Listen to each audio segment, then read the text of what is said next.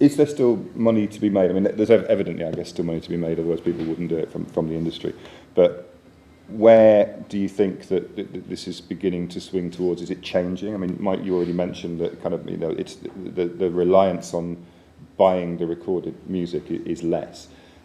I've always thought of the music industry as there's always a kind of a pot of money, and it kind of moves around a little bit as to where you can maybe draw it down from. I mean, where do you think, or is that people should start to look to monetize what they do? I mean, for a major record company, our income is still largely coming from the sale of our recorded copyrights.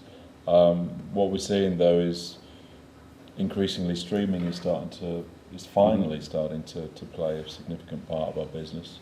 And you go to countries in Scandinavia, and streaming is making up for half the money they're receiving now. Right. And so that's, as streaming services become more sophisticated and start making a much bigger penetration across Europe, then I think that's definitely going to be a massive part of our business model going forward. But it's still essentially, still consumption using of the recorded copyright. Yes, we're definitely seeing more and more our business benefiting from the ancillary incomes. More and more contracts switching across to a multi-revenue sourced contract. So it is changing, but we're still in that process of change. And we're still sadly in the process of a declining market. We're still seeing our income from recorded copyrights going down.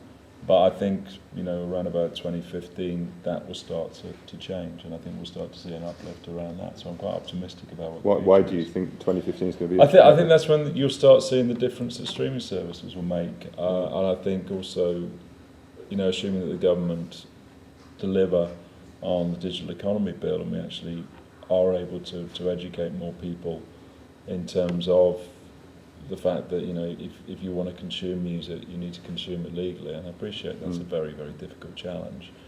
But I think if you can actually educate people sufficiently to realise, you can get hold of music legally, you can stream music, you can watch music on YouTube. It isn't just about stealing music and downloading it for free from legal websites. Then, as long as people are engaging with legal websites, legal streaming services, we'll start to see our revenues properly begin to pick up.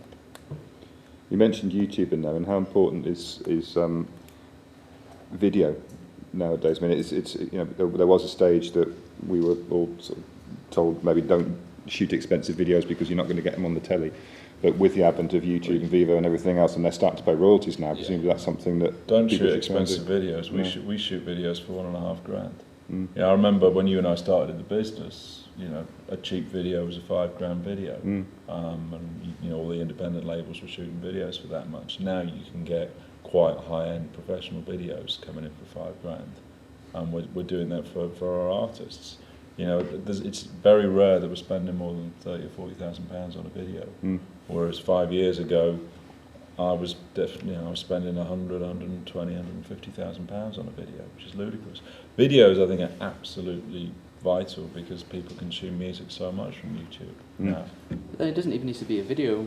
Every single one of your tracks, if you've got them streaming somewhere else, you should have them on YouTube as well, just with your band logo. Because it's so easy. If you type in a band name and a song, the top result will be the YouTube video because of Google and YouTube's partnership. And it's so easy for kids to do that. It's kids, listen to me. But it's true. It's easier to do that rather than it is to open up Spotify if you've not got it open, to have a search, find the right version, this, that and the other.